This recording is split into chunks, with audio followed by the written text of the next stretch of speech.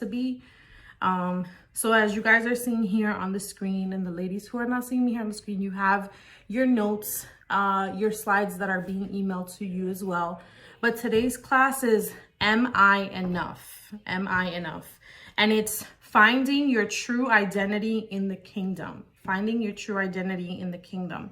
And when we speak about, are we enough, and, what our true identity in the kingdom is, I think as women, a lot of times we struggle with this notion of who am I? What is my worth?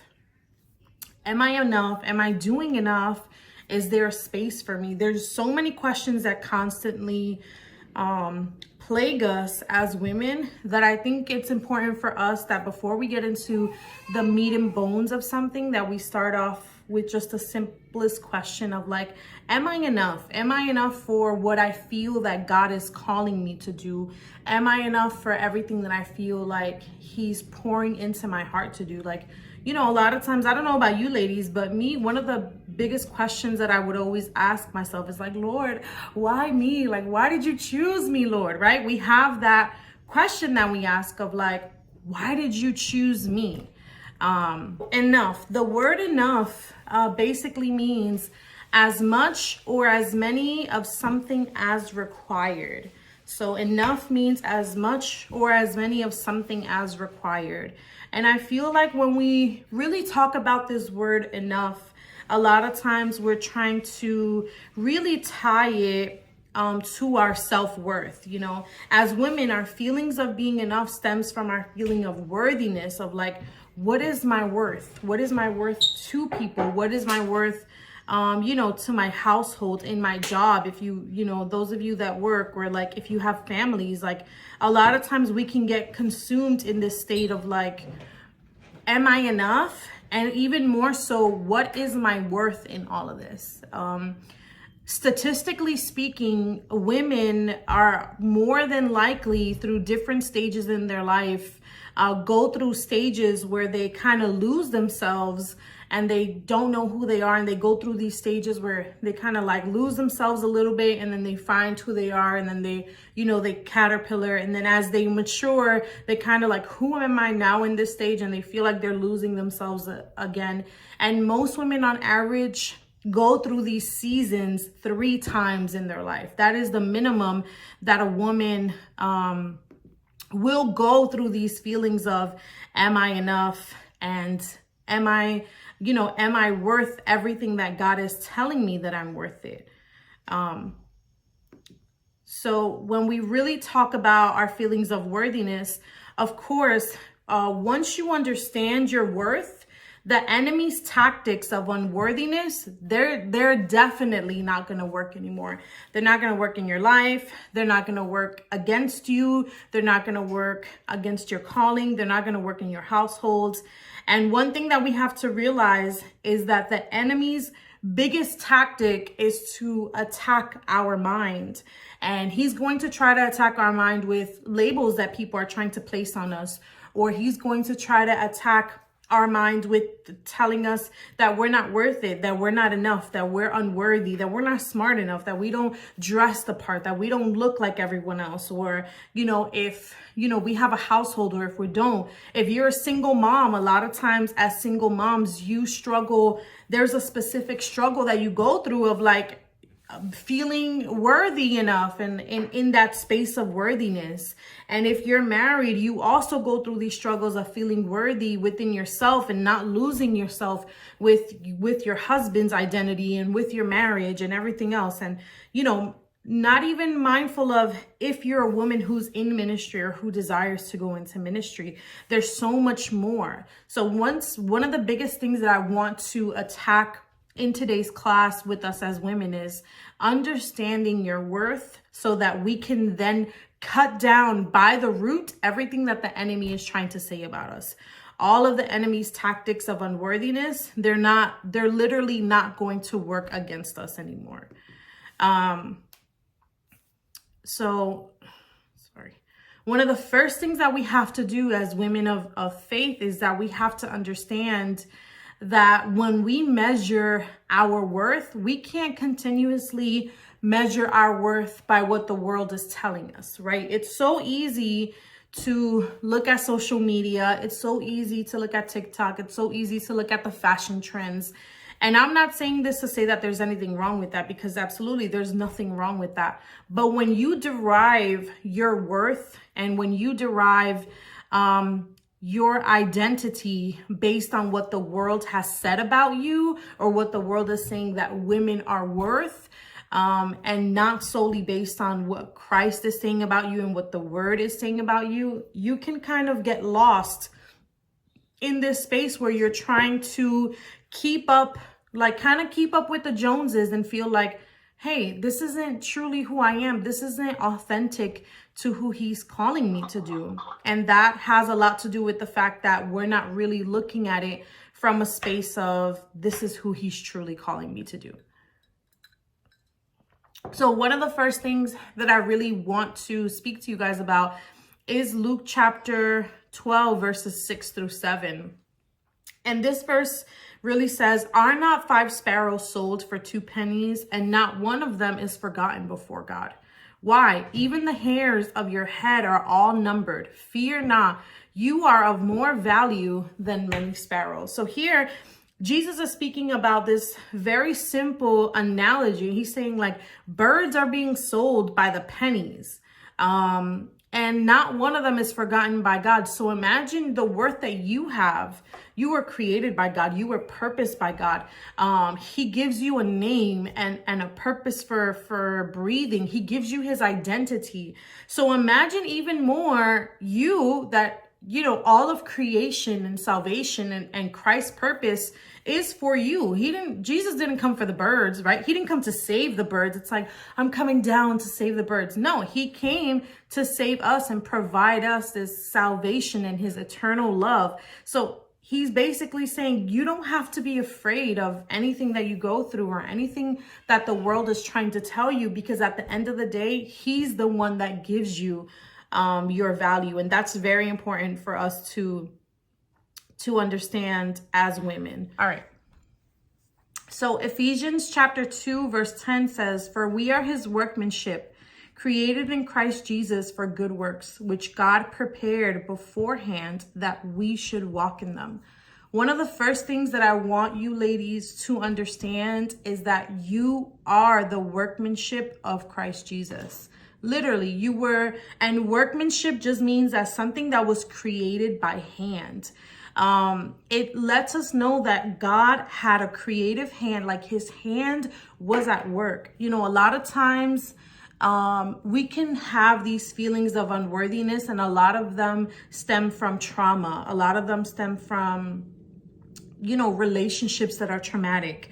A lot of them stem from our parents, unfortunately, or us hearing a conversation, or us being bullied as little girls, or whatever it is that makes us feel like, number one, we're not good enough. A lot of times we feel like, or people make us feel like we're a mistake, like we were a mistake here on earth. And I want you to understand that even though in people's minds, it might be like, well, she was an oops, or she was a mistake, or, you know, if someone tells you that you were a mistake in their life or in their season or whatever it is, they might think that, but in reality, you know, God says, you are his workmanship. I created you. Not only did I create you, but I took my time with you. I put my purpose in you. Everything about you, everything that I made about you, from your hair to your eyes to your skin color, to the way that you talk, to the movement of your body, to the way that everything lays on you, I created it for a reason. And there's no mistake in the way that I created you. So I want us to really, really understand that when we see here, like sometimes we read it and we're like, oh yeah, his workmanship, but we don't really understand that means literally handcrafted. So think of anything that's handcrafted, like, when you think about, I don't know about any of you guys, if you've ever been to Amish country, where they, you know, like to kind of like see Sight and Sound and all these plays, and a lot of people go there and they have these furniture stores and their woodwork is amazing. And one of the things is that it's super expensive because they craft it by hand. It's not made in a in a factory where all the pieces are just cut up all together. No, it's literally handcrafted. And that word there, workmanship, means the same thing, like literally taking your time and being handcrafted. So I want you to know that when he says that you're his workmanship, he's letting you know, I specifically handcrafted you the way that you are for a season and for a people and for a specific reason. As we enter into this, it's important for us to know what identity is. So the word identity means the sameness of essential character or aspect. It also means being the same as described. Being the same as described. So identity versus character. Identity is the condition or character as to who or what a thing is, the qualities, beliefs that distinguish or identify a person or thing, or it's also being the same under any circumstance. And character is a distinguishable feature of a person or a thing. So this word identity and character, a lot of times as a people within our language, we tend to confuse it a lot, and we tend to really interchange the words, but the words don't really mean the same. So in reality, when we look at things, identity is who Jesus says that we are, and character is how our different personalities affect our perceived experience here on earth. So identity is who Jesus says you are. That's immovable, right? That is never going to change about you. Who he said that you are from the beginning of your existence, from before, when he spoke out a word about your existence, that was your ingrained identity. That is part of your DNA. That is who he said that you are. Now, your character is our different personalities and how it's affected our identity in the perceived experience that we have here on earth. So maybe the way that we talk, and some of us, maybe a little bit of the attitude that we have. I like to use this example because I come from a huge family. Like my mom's side of the family, my mom is one of 12, and I have 4 uncles who had about 8 children each. So that just there, 4 of my uncles, that just makes 32 first cousins that I have. And that's not even half of the cousins that I have. So I come from a huge family. But most of my family, even though we are Puerto Rican, and we, some of us live here, others live in California, some live in Tennessee, others in Boston. One of the things that when my friends who are also like Latino and Puerto Rican, when they've met my cousins, one of the things that they say is like, your family is not like a typical Puerto Rican family. And they're saying it in terms of like, they're not the typical Puerto Rican family that's like in New Jersey. And one of the reasons that is because as a family, and even us as cousins, we're always speaking Spanish, no matter what. Even to us as cousins, and we've been, half of us were born and raised here in the States, the other half were born and raised in Puerto Rico. But to us, we still, every time we see each other, we're still speaking Spanish to each other. And we're relatively young, in our 20s, like some teens, 20s and 30s, and we're still speaking Spanish to each other. And that's just our comfort language. And to a lot of people, they're like, that's not typical of like a Puerto Rican American family that you see here. Most people, when you think about Puerto Ricans that are living here in the States, they're like, oh, those are like no sabo kids, right? Because a lot of times they don't speak Spanish properly. But my family, our first language for us is Spanish, and that's usually in our WhatsApp is like Spanish. We're talking to each other. So that for me, even though my identity is who Christ says that I am, my character, that perceived experience that I have here on earth, even though I speak English, my perceived experience is that if you know me, you know that I think first in Spanish. And that's a part of my character because of my experience here on earth.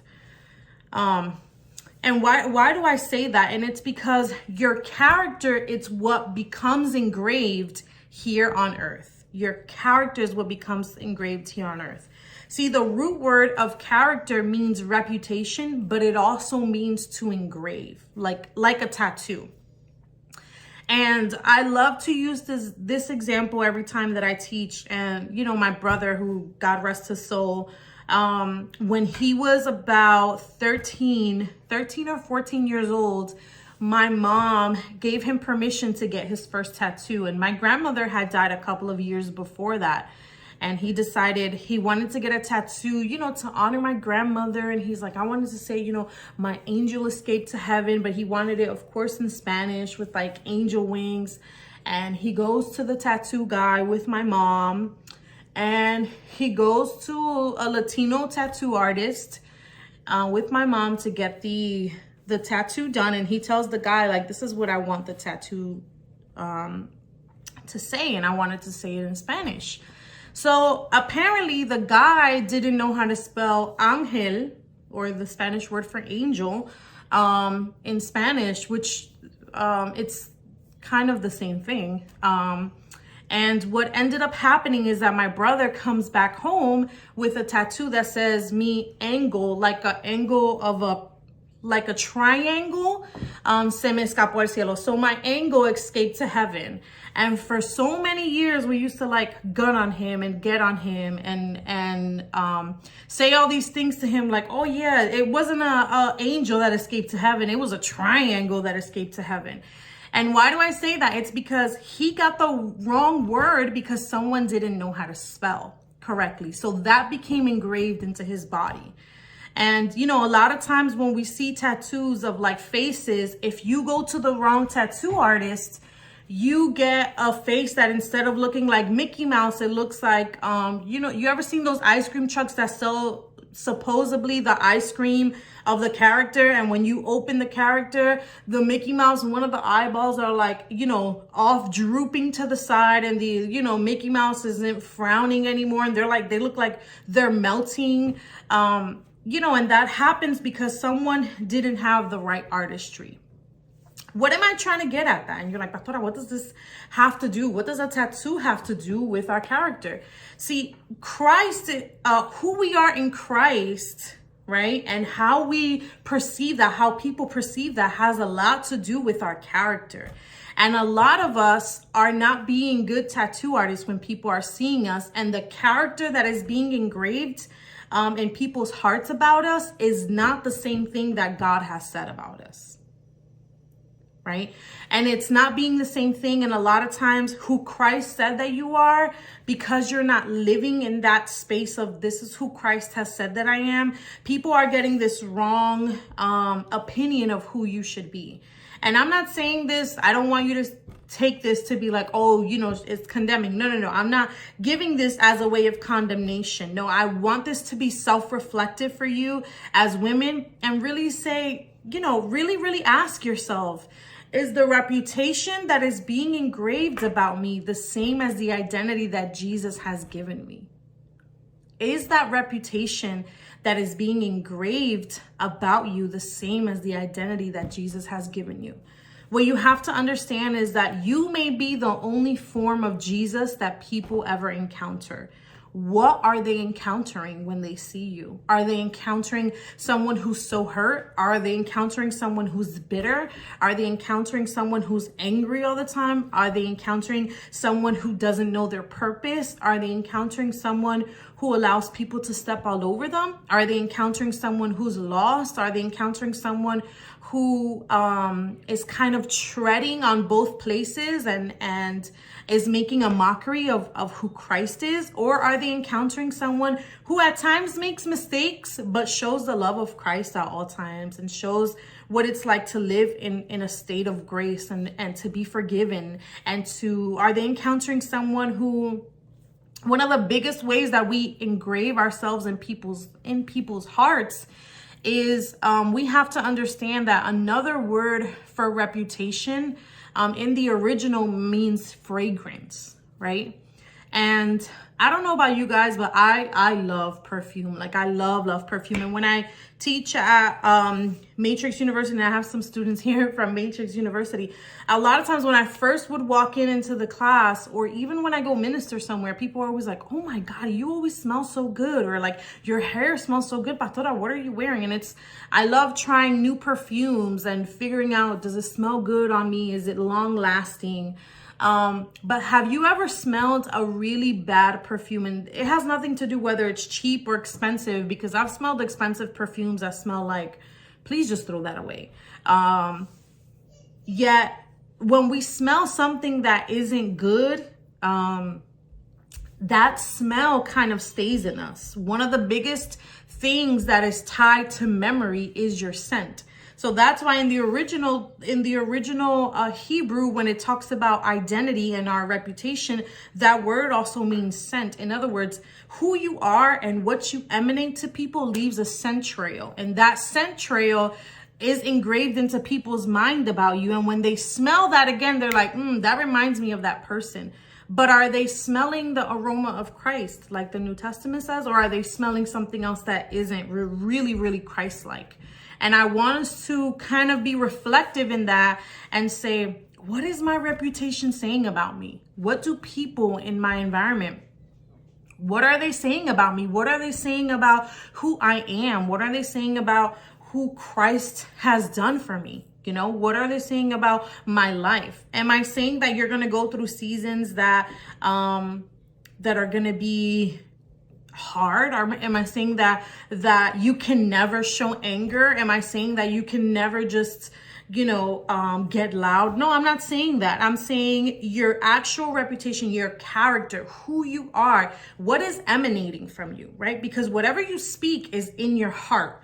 So what is in your heart when you speak to people? Does that come out? Is there love in there? Is there mercy? Is there grace in there? Is there forgiveness in there? Is there abundance of, wanting someone to know about Jesus, or also just wanting someone to just learn about who they genuinely are? So what is your reputation saying about you? And do you know what your reputation says about you? I think that's important.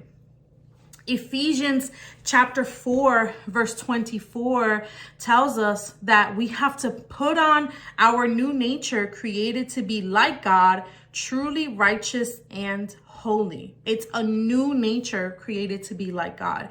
Why did he do that? Because he understood that we are a people that love to drag our stuff. We are emotional hoarders. And I feel like as women, a lot of times we tend to be emotional hoarders.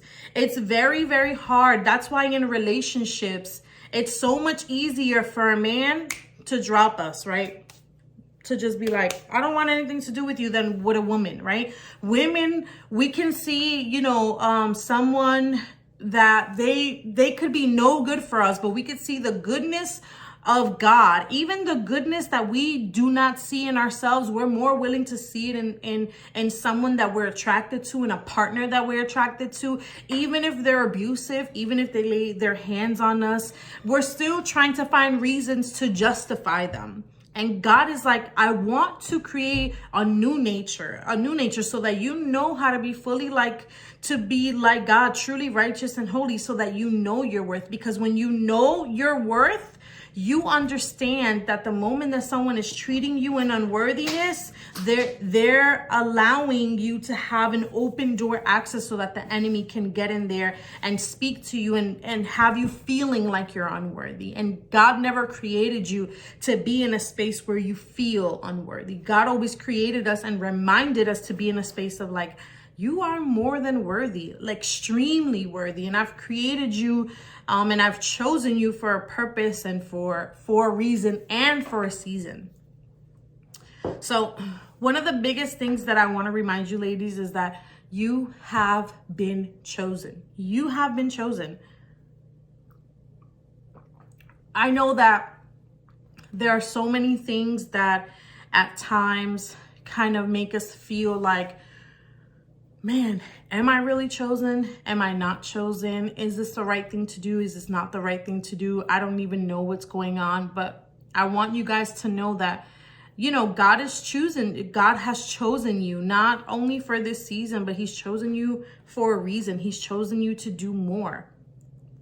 So John chapter 15 verse 16 says, you did not choose me, but I chose you and appointed you that you should go and bear fruit, and that your fruit should abide, so that whatever you ask the Father in my name, he may give it to you.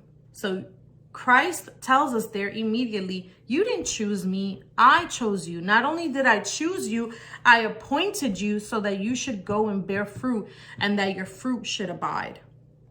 And a lot of times when we think of that word choose, we're like, okay, well, he chose me just the same way that he chose a bunch of other people. But I want you to understand that the word chosen in the Greek, the word is eklektos, which means select. And it literally means handpicked, but it also means the best of its kind or class, the best of its kind or class. I want you to know that as women, we can feel like God is calling us to do something. And the moment that the enemy tells us that we're not worth it, that we don't have what it takes, I want you to understand that when he says, you didn't choose me, but I chose you, he's saying eklektos. He's saying, I chose the best of its kind or class. It doesn't matter what you look like. It doesn't matter what people around you say. It doesn't matter if people say that you're young, if you're tall, if you're skinny, if you're fat, if you got stretch marks, if you don't know how to do your makeup, if people don't like your hair, if people don't like how you speak, if people don't like your voice. It doesn't matter. If you feel like God is calling you to do something and God has spoken to you to do something and you feel like you're ill-equipped, no, that's the enemy trying to gain access so that he leaves you in a state of being stagnant. And that's one of the biggest tactics that the enemy loves to use. He loves to make us feel unworthy because unworthiness leaves us stuck.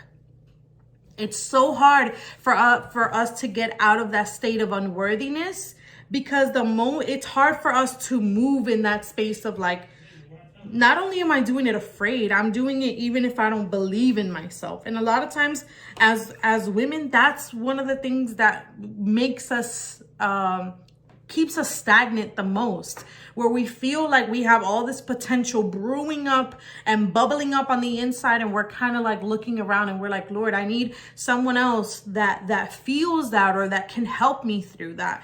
And I want you to understand that, I hope that this Junia'S circle becomes this network and this community for us as women to not only grow together, but that we know and we understand that God has chosen all of us. And like last week, that there's space for all of us. This is not a space for us to be competing with each other for the gifts that we have, whether they're similar or not. But this is a space for us to realize that God has chosen the best of its kind or class. So whenever you see that God is telling you, or God is telling you personally, or God is telling you to tell someone in a prophetic way or in a dream that he's chosen them, I don't want you to ever take that lightly. It's not like, oh yeah, they're chosen, anybody else could be chosen. No. This is an American Idol.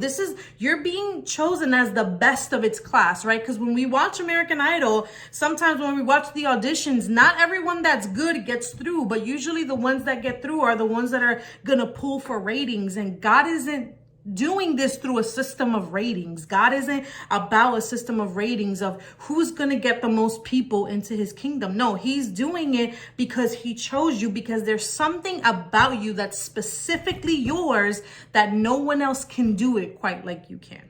It could be something from art.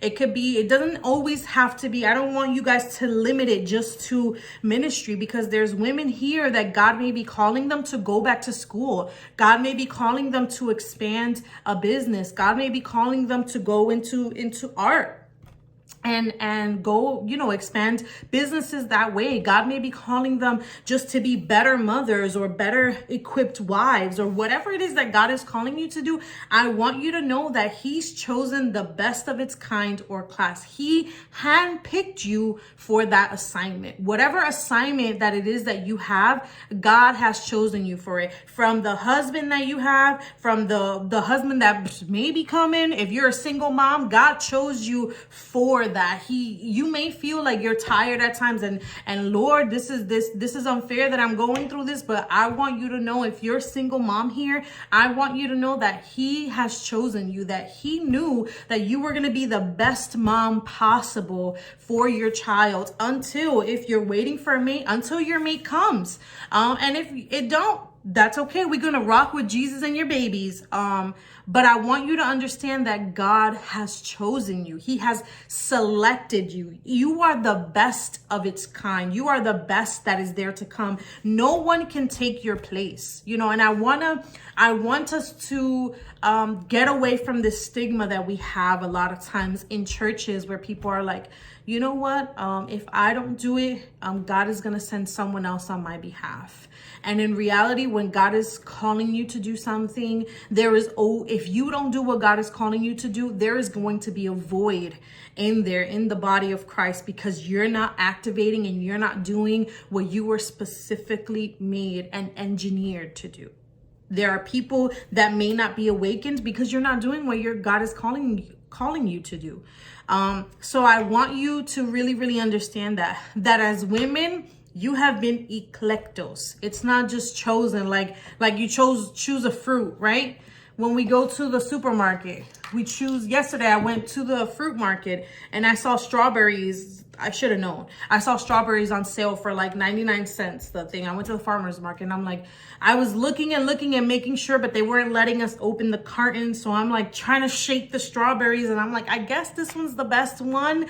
And then when I got home and I was opening them and cleaning all the strawberries, each package, which wasn't that bad, had 3 really rotten strawberries and the rest were good. And I'm like, man, I can't believe I chose these. That is not how God is choosing you. He's not choosing you without the ability to be able to open you up. No, he opened you up. He put everything inside of you. He put everything that you needed in order to be successful, in order to be fruitful, in order to multiply. And he gave you a command and he gave you a word and he sent you out on this earth. Someone raised their hand. Is that a question that you guys have? But I want you guys to really, really understand that God has chosen you, and that you are completely selected by God for that. And that is extremely important for us, you know, for us to know as women. Jeremiah chapter 1 verse 5, and I love Jeremiah chapter 1 verse 5. I love this story of, you know, when God is choosing the prophet Jeremiah, you know, and he speaks to him and Jeremiah's kind of scared. I'm like, Lord, how am I going to go? And Jeremiah looks around, and when you see Jeremiah's being called at like 13 years old, and God has to remind him, before I formed you in the womb, I knew you. And before you were born, I consecrated you and I appointed you a prophet to the nations. And a lot of times some people are like, that's only for Jeremiah. But then in the New Testament, we see that Paul, you know, really says, you know, the God who appointed me and gave his grace upon me and formed me. And that word that he uses, appointed, is the same word that is used in the book of Jeremiah. So we have to understand that God formed you in the womb. He knew you before you were even born. He consecrated you and he appointed you. It may not be to be a prophet. Some of you, maybe he appointed you to be a pastor or a pastor's wife or a first lady. Some of you, he appointed you to be a singer. Some of you, he appointed you to be a mother. Some of you, he appointed you to be an overseer. Some of you, he appointed you to be in business. Some of you, he appointed you to be, you know, a prophetic dancer. Whatever it is that he has appointed you to do, just know that before you knew yourself, he knew you. Before you knew yourself, before you knew your likes and dislikes, he already knew you. He knew you before you were in your mother's womb. It says, before you were born, I consecrated you, right? Before I formed you in the womb, I knew you. Do you know what that is? It literally means before you were a seed in your mother's womb, before you were a little piece of heartbeat, which is usually the first thing that we start seeing, that little flickering of light when women who have done an ultrasound, before you were that, God is saying, I already knew you. I already knew your personality. I already knew you were going to be spicy. I already knew the type of personality that you were going to have. I already knew the culture, the family that I was going to place you in. And I placed you in the environment that I placed you in, not as a mistake, but for a reason, so that you can be who you could be through it, right? Adversity a lot of times pushes us into the path that we can become who God is calling us to be. And a lot of times we don't want to understand that. If you guys know anything about me, I know the ones that don't really know me are looking at me and have seen me on social media, and they're like, oh my God, Pastora's so girly. She's always wearing the bright pink lipstick and her long hair and heels and stuff. But if you really, really know me, you know I have two sides of me. The side that's very, very girly, but then the other side who loves boxing. Like, I love boxing and football. I love boxing and football. But I love watching boxing documentaries. And I remember I was watching this boxing documentary, and they were comparing like the best fighters in the world. And they were talking about the best fighters in the world were the ones who grew up either dirt poor or through a lot of adversity. And that a lot of adversity led to hunger, this hunger that sticks to your ribs and sticks to your bones. And they spoke about how the fighters that were either their fathers were fighters, or, you know, they were just, they weren't as poor, or they just didn't have a lot of adversity. They just didn't have a lot of issues like that growing up. They were good fighters, but they weren't as good as the ones that knew what it was like to sleep on a mattress on the floor. They weren't as good as the ones that knew what it was like to walk 2 to 3 miles, 2 to 3 miles in order to get to the place, to get to the boxing ring. They didn't know what it was like as the ones that knew what it was like to live on government assistance, or they didn't know what it was like to, like the ones that knew what hunger felt like, or knew what it was like to be raised by a single mother or a single father or grandparents. They didn't know that. So a lot of times what you have to realize is that the moment that we start thinking, God, why did you place me in this environment? You have to understand that there's something about the adversity of the environment that God is placing you that's going to create this hunger in you. And without hunger in you, you're never going to get to this place where you're ready to do what God wants you to do, because you're always going to be stuck in this place of conformity, and you're always going to be stuck in this place of, I'm okay. There's so many people already doing it. Why do I have to do it? And God is telling you, no. If I have to shift everything about you, if I have to shift and cause the storms to rise up on your behalf, if I have to shift and make that the wind and the waves come and take everything, and I do it for your benefit, I will do it. And a lot of times we don't understand that there's things that happen in our life and adversity that comes that God allows, right? We know that when the enemy came and told God, let me tempt Job, God knew. He said, don't touch his soul. You could touch everything around him. And God a lot of times allows for the enemy and for life and for adversity and for consequences and for decisions that we make to happen the same way, for us to make these decisions or go into these spaces or get into relationships with people and friendships where they're not beneficial for us. And a lot of times God allows them so that we go through the adversity. So the adversity makes us just tired enough so that we say, Lord, I surrender to your will. I'm sick and tired of being sick and tired. So I hope that if any of you are in this space of like, Lord, I'm sick and tired of being sick and tired, that you understand that God is allowing that adversity to be in your life so that you get hungry enough to step out of the comfort zone, because your comfort zone is being there and not doing anything about it. And God wants you to step out of your comfort zone. 1 Peter chapter 2 verse 9 is, but you are a chosen race, a royal priesthood, a holy nation, a people for his own possession, that you may proclaim the excellencies of him who called you out of darkness into his marvelous light. I want you to understand, women, that you are chosen, a people for his own possession, that you may proclaim the excellencies of him who called you out of darkness and into his marvelous light. You weren't chosen, just to be displayed, right? We're not like una empanadilla en vitrina. We're not like a hot dog on a window stand.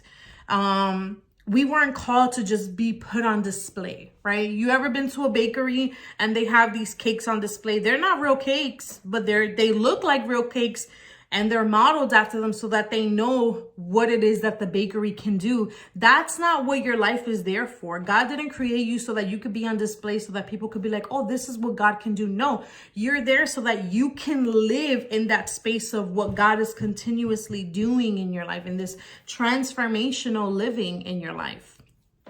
So today, as we end this class, I wanted to do something a little bit different, and I wanted to kind of ask you, ladies, what is God calling you to do that you feel like you're stopping yourself?